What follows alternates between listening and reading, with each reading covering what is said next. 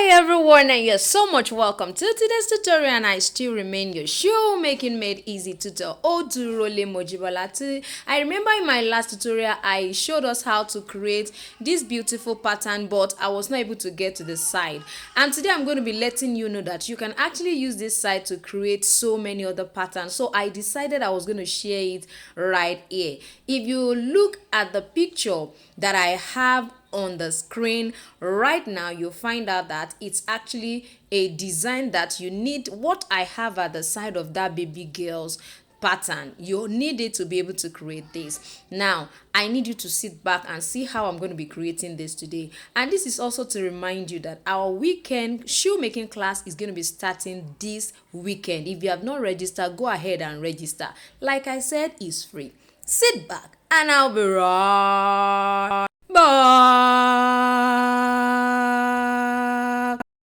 So for the side, this is what we are going to actually be doing. We are going to be making use of also like a triangle-like shape, but this time around I just want us to be able to create that without using a shoe last, and that's one thing I try as much as possible to do on my channel. I don't just want you to have an excuse why you cannot create all of this right at the comfort of your home. So from what I have here, I'm going to just go ahead and then measure. Just follow the same way. I'm sure you will get the same kind of result that I'm going to be having, or even much more better than I have right here. So this particular side, we are going to actually measure about 4 centimeter, 6 centimeter rather. Measure your 6 centimeter. So you can see what I have 2 centimeter, 2 centimeter, and 2 centimeter right here. So it means you can decide to just partition your own once and for all, 2, 2, and 2. So from what I have here, I'm going to measure 4 centimeter upwards. Now please follow me from this side to this side. I'm measuring 4 centimeter. This is my 4 centimeter. I'm going to do it. I just need that 4 centimeter right inside here. So just let me go ahead and draw the line.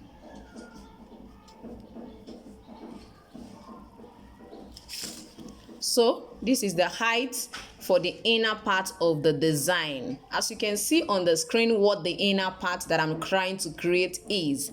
So I'm just going to go ahead and also reduce this inner part to about 1 centimeter or less. Don't forget that the inner part is 2 centimeter. So I'm going to try to reduce it to about 1 centimeter or less. So I'm going to be using about 0.4. I will use the 0.4 towards the side, the 0.4 towards the side. So I'm going to be having 0.8 at this middle here.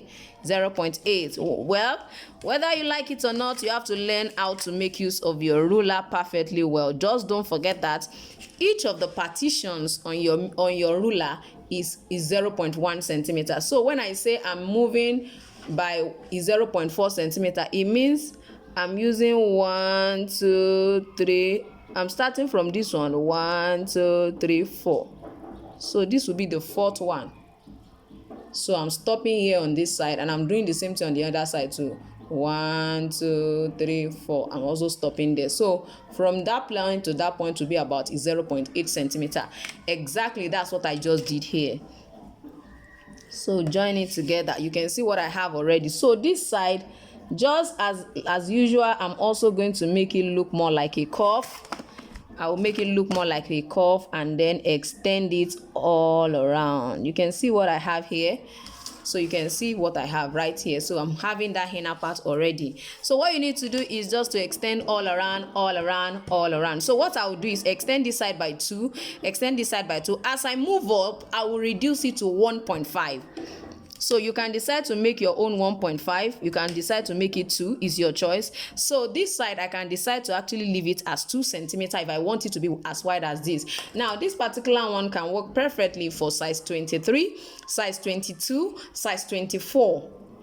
Yes, this particular, if I'm going to be making use of 1.5, I'm going to be making use of 2.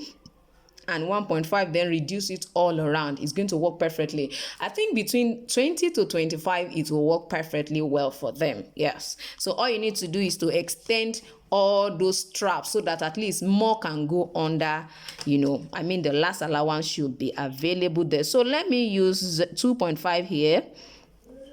This is 2 centimeter for this side. I'm still using, by the time I get, don't forget that now that we are creating this, we are going to be using this particular line to follow. We are following this particular line. We are no more using this one. So when I measure 2 here, I'm going to get to this point and measure, let's say, around 1.8. Then move up a little bit. I will change it to about 1.5. I'm going to move up a little bit to 1.5. So I'm going to also move up and make it 1.5. It's only this side that will be wide. The others will not be wide. So I can come to this side and make it, at this point, I can make it 1.2. I just don't have it. I don't want it to be a round like shape. So that's why I'm doing all of that. This will still be my 1.5 or 1.2 as the case may be. So by the time I'm joining it, it's going this way.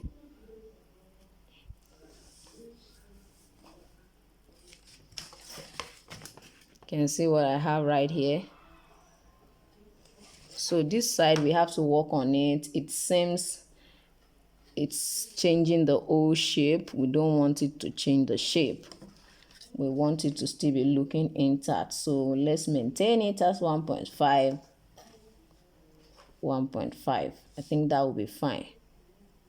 So I'm going to do the same thing all around it. So you can see what it looks like now. So when you are trimming it, make sure you trim perfectly well, because that can actually duly affect what you are creating.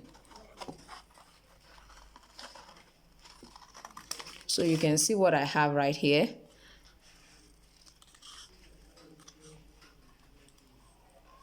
Make sure the side that are curved, you curve it. Hurrah! You can see what I have right here. So the next thing you just need to do is just to double those side design. Get a straight strap in between and create a circle just to be able to create this. And you can actually decide to actually use it as a children's sandal. If you love to actually use this as for an adult style, please let me know in the comment section, and I'll be guiding you on how you can actually go about the measurement and the other ways in which you can actually create it. I want to believe you have enjoyed today's tutorial, and then one thing I need you to know is that our weekend class is going to be starting this weekend. If you have not register, please go ahead and register. I keep saying it. I hear a lot of people saying, if the training is free, why do I have to pay $3 for commitment fee? It's important. Many a times you go to schools and you pay to receive the form, and then after filling the form you yet don't get admitted. Do you fight them? No. But I'm telling you, after, even if you're admitted, you definitely have to pay for the school fee. This, you're not paying for any training fee. It's just the commitment fee. I'll see you in class. Bye.